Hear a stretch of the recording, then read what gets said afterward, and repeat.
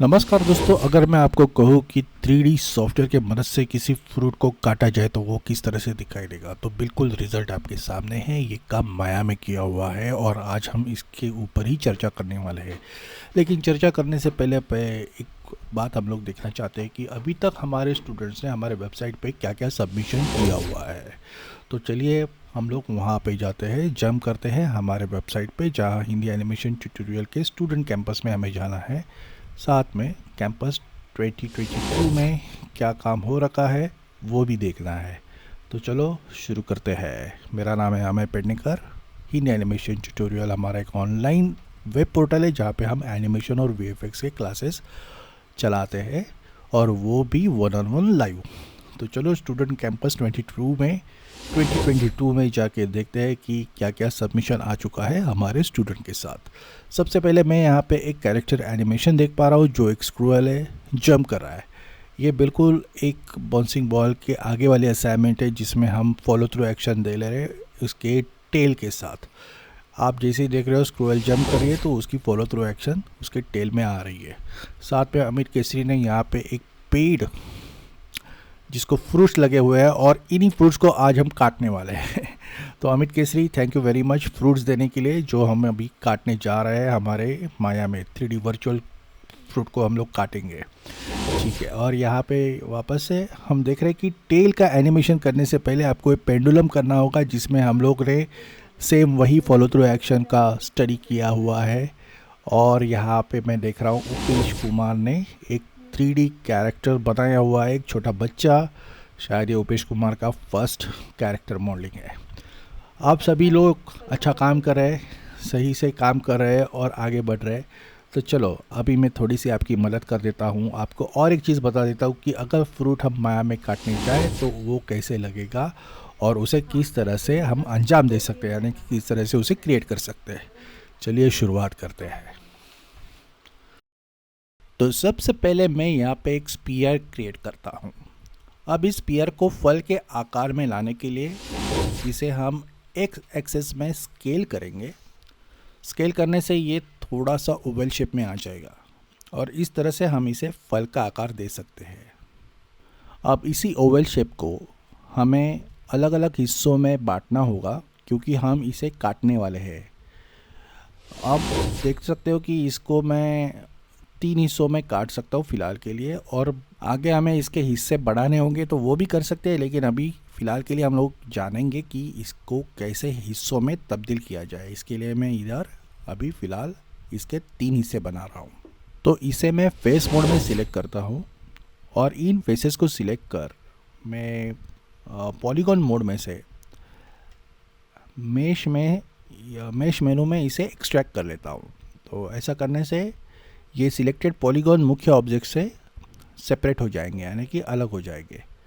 ऐसा ही मुझे इन बीच वाले हिस्से के साथ भी करना है। तो इन पॉलीगॉन्स को मैं पॉलीगॉन फेसेस को सिलेक्ट करके सेम तरीके से एक्सट्रैक्ट कर रहा हूँ। अब जबकि मैं आउटलाइनर में इन्हें देखूँगा तो आपको पता चलेगा कि ये ऑब्जेक्ट तीन ऑब्जेक्ट पे सेपरेट हो चुका है, यानी कि इसके 3 भाग हो चुके हैं। तो हम यहाँ पे देख सकते हैं पॉली सरफेस 2, 3, 4, ये 3 हिस्से इस ऑब्जेक्ट के बन चुके हैं। इन 3 हिस्सों को एक साथ सिलेक्ट कर मैं मॉडिफाई में से इसका पिवोट सेंट्रलाइज कर लेता हूँ।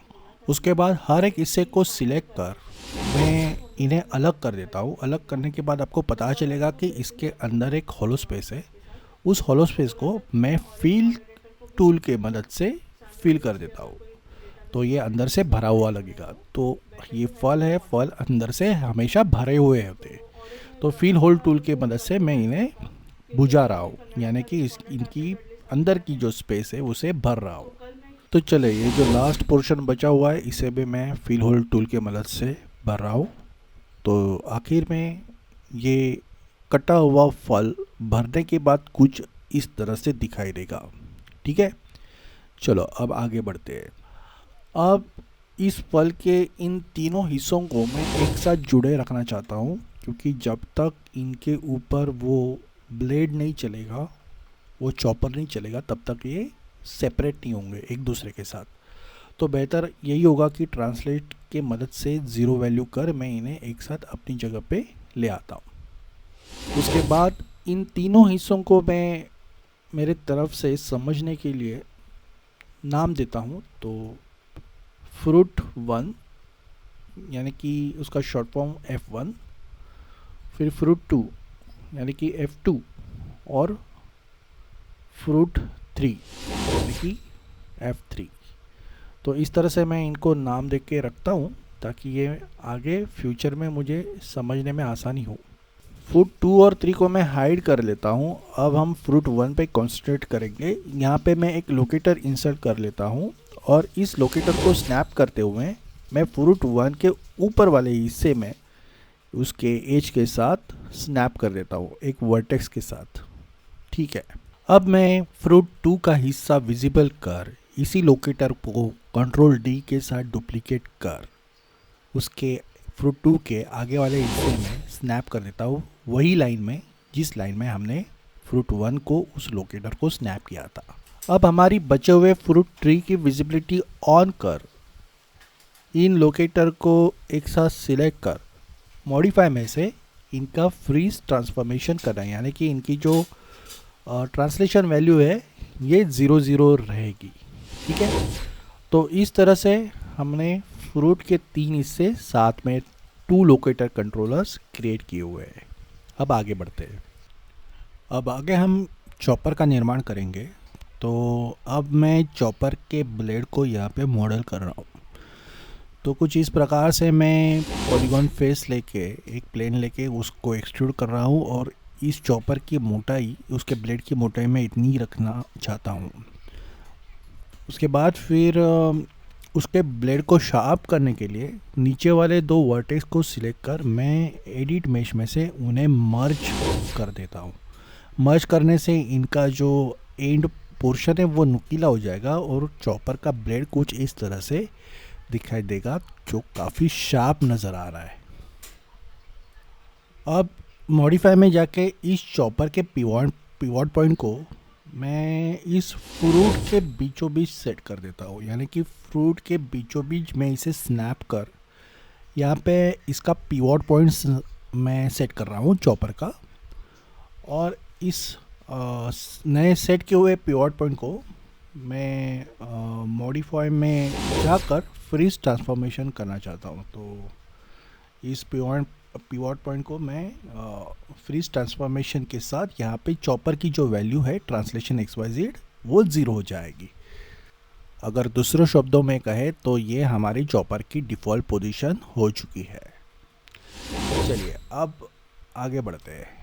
अब इस चॉपर को सही से एनिमेट करने के लिए हमें इसका एक कैरेक्टर सेट बनाना होगा। तो मैं इसके ट्रांसलेशन XYZ और रोटेशन XYZ को सिलेक्ट करते हुए एनिमेशन मोड में से कैरेक्टर मेनू में इसका कैरेक्टर सेट चूज़ करता हूँ और इसके जो ऑप्शन बॉक्स है इसमें से हमें इसे नाम देना है नाइफ और बाकी सारे ऑप्शन वैसे के वैसे छोड़कर इसे अप्लाई करना है। अब हमारा कैरेक्टर सेट भी बन चुका है। अब आगे हमें एनिमेशन करना है, लेकिन उससे पहले इस पिवट पॉइंट को यानी कि चॉपर के या नाइफ के पिवट पॉइंट को मैं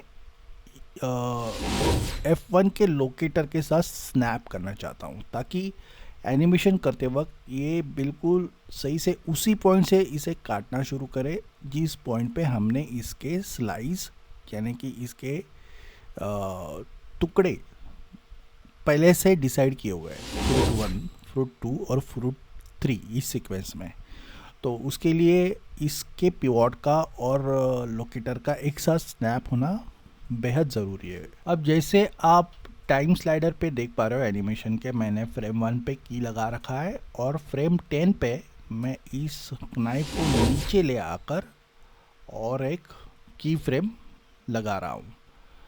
इस प्रकार से ये काटना शुरू करेगा हमारे फ्रूट को उसी पॉइंट से जिस पॉइंट पे हमें वो फ्रूट सेपरेट होना चाहिए। ठीक है, तो इस हिसाब से थोड़ा सा मैं इसको सेकेंडरी एक्शन दे रहा हूँ। अब ये सारे एनिमेशन प्रिंसिपल्स आते हैं, आपको इसके लिए हमारे क्लासेस में जो एनिमेशन के क्लासेस होते हैं वहाँ पे ये सारे सिखा दिए जाएंगे। तो ये सेकेंडरी एक्शन हो गया इसका। प्राइमरी एक्शन में काटा गया, सेकेंडरी एक्शन में वो थोड़ा सा फॉलो थ्रू इसको दिया गया है, और वो सेकेंडरी एक्शन मैंने लगभग फ्रेम नंबर 15 पे सेट कर रखा है। अब हम इस फ्रूट के दूसरे हिस्से को काटने की तैयारी करेंगे। तो इसके लिए जहाँ पे हमने लोकेटर रखा है वहाँ पे इस नाइफ को हम स्नैप करेंगे और इसे हम फ्रेम नंबर 25 में सेट कर रहे हैं। इसे सेटल कर रहे हैं और एक हल्का सा एंटिसिपेशन दे रहे हैं जो ऊपर की तरफ है। तो ये ऊपर से नीचे आएगा ना, अब नीचे से ऊपर जाएगा 25 में। तो वापस से इसे मैं ऊपर लेके जा रहा हूँ, स्नैप कर रहा हूँ सेकंड लोकेटर पे। ऊपर जाने के बाद हल्का सा इसे ऊपर की तरफ मुझे एंटिसिपेशन देना है और फिर इसे नीचे लेके आना है। वो बाद में हम लोग देखेंगे, पहले मैं बैक एंड फोर्थ एनिमेशन देख रहा हूँ। यहाँ पे मुझे पेनिट्रेशन नज़र आ रहा है। पेनिट्रेशन हो रहा है फ्रेम नंबर 15 और 25 के बीच में, और ये फ्रूट में पेनिट्रेट हो रहा है। तो इसके लिए मैं नाइफ़ को पकड़ के लोकेटर 1 के ऊपर ले जा रहा हूँ, तो हमें एक आर्क मिलेगा। जो आर्क एनिमेशन प्रिंसिपल का भी हिस्सा है और साथ में ये पेनिट्रेशन निकाल रहा है, तो ये बिल्कुल नेचुरल लगेगा। अब ऊपर से वो जा रहा है दूसरा स्लाइड निकालने के लिए, वहाँ पे हल्का सा वो हमने वहाँ पे उसको एक एंटिसिपेशन दिया है, और फिर फ्रेम नंबर 30 या 35 हम लोग इसे पूरी तरह से नीचे लेके आएंगे। जो दूसरा जो फ्रूट का स्लाइस है वो अलग होगा फ्रूट से, और इस तरह से फ्रूट हम 3 हिस्सों में बांट पाएंगे या 3 हिस्सों में देख पाएंगे। तो मैं फ्रेम नंबर 35 को इसको पूरी तरह से नीचे लेके आ रहा हूँ, और यहाँ पे हमारा नाइफ का एनिमेशन हो चुका है 35 तक। अब एक बार वापस से बैक एंड फोर्थ करके देखेंगे, और आपको पता है कि जैसे फॉलो थ्रू एक्शन देना है, तो मैं 35 के बाद 40 को इसको फॉलो थ्रू एक्शन दे दूँगा। और एक बार फिर बैक एंड फोर्थ करके हमें चेक करना है एनिमेशन कैसा लग रहा है। फ़िलहाल के लिए ठीक लग रहा है पहले नज़र में। अब मैं इसे फ्रेम नंबर 58 में वापस से सेटल करता हूँ। तो ये काटने के बाद वापस ऊपर जाके फिर यहाँ पे ये सेटल हो जाएगा। तो इसे हम लोग स्ट्रेट करेंगे, इसका रोटेशन हम लोग Z में 0 कर देंगे। तो इस प्रकार से अभी नाइफ का एनिमेशन हो चुका है। एक बार प्ले करके देखेंगे इसे। ओके, पहला दूसरा, इसे 2 स्लाइड वो निकाल रहा है, यानी कि पूरे फ्रूट के 3 हिस्से बन रहे हैं।